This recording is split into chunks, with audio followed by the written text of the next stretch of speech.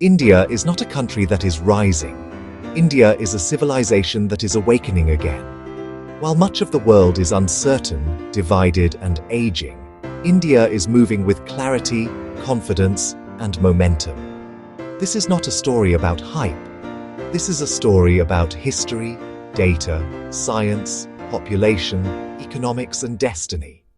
This is the story of how India moved from ancient greatness through colonial interruption into a future that may define the entire 21st century. Thousands of years ago, when most of the modern world had not yet formed, India was already calculating the stars, developing advanced mathematics, performing complex surgeries, and building organized cities. 0, the decimal system, astronomy, metallurgy, and philosophy did not come from accident. They came from a civilization that valued knowledge as power. At a time when Europe was fragmented and largely illiterate, India was connected to global trade routes, exporting ideas as much as goods. India was not behind the world was behind India. But history does not move in straight lines. Power shifts. Empires rise and fall. Colonialism did not simply conquer land. It interrupted a civilization. India's economy was drained, its industries dismantled, and its confidence attacked. A civilization that once produced nearly a quarter of global output was reduced to dependency. Yet something remarkable happened. India did not forget who it was. Language survived, culture survived, family structures survived, civilizational memory survived. India waited.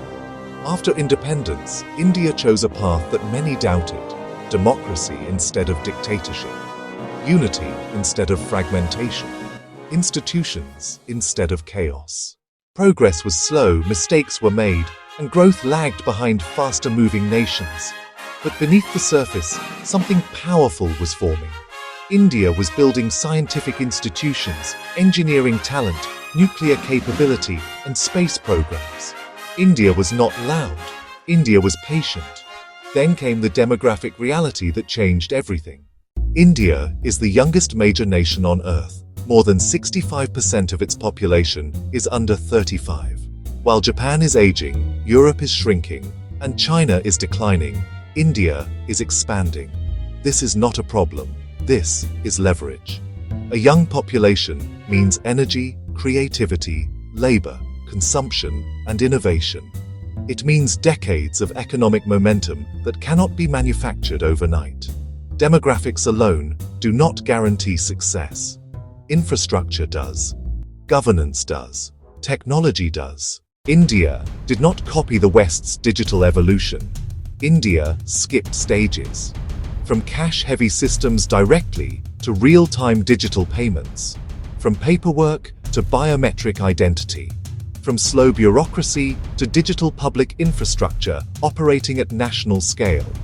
India built one of the world's largest digital identity systems, one of the fastest payment networks, and one of the most ambitious digital governance platforms ever attempted.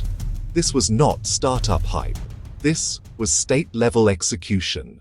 At the same time, India was expanding its scientific footprint, space missions at a fraction of global costs, precision engineering, pharmaceuticals that supply the world, quiet advancements in artificial intelligence, quantum research, biotechnology, and advanced manufacturing. India does not dominate headlines. India dominates through consistency. The economic engine followed.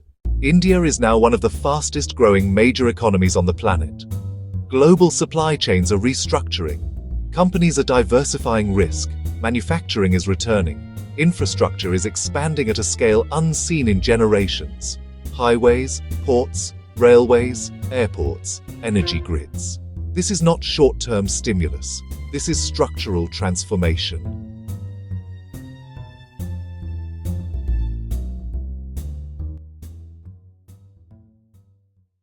Geopolitically, the timing could not be more significant. The world is fragmenting. Old alliances are weakening. New power centers are emerging. India occupies a rare position. Trusted by Western economies, respected across the global South, independent in decision-making. India is not forced into alignment. India is becoming a pillar. This strategic autonomy is not accidental. It is the result of long-term civilizational thinking. India absorbs change without losing identity. Tradition and modernity are not enemies in India. They are integrated. That is why India bends instead of breaking, evolves instead of collapsing. Looking ahead, the trajectory becomes clearer. In the coming decade, India consolidates its manufacturing base. In the following decades, India accelerates in technology, innovation, and scientific leadership. By mid-century, India is no longer measured by whether it is a superpower. The world measures itself by how it engages with India. This is not nationalism. This is mathematics. Population curves, economic compounding, technological scaling, historical momentum. India's moment is not approaching. India's moment has already begun. The next chapter will not be written by outsiders. It will be written by Indians who understand where they came from and where they are going. If you believe the future belongs to civilizations that remember their past while building their future, subscribe now. Thunder India does not chase narratives. We create them.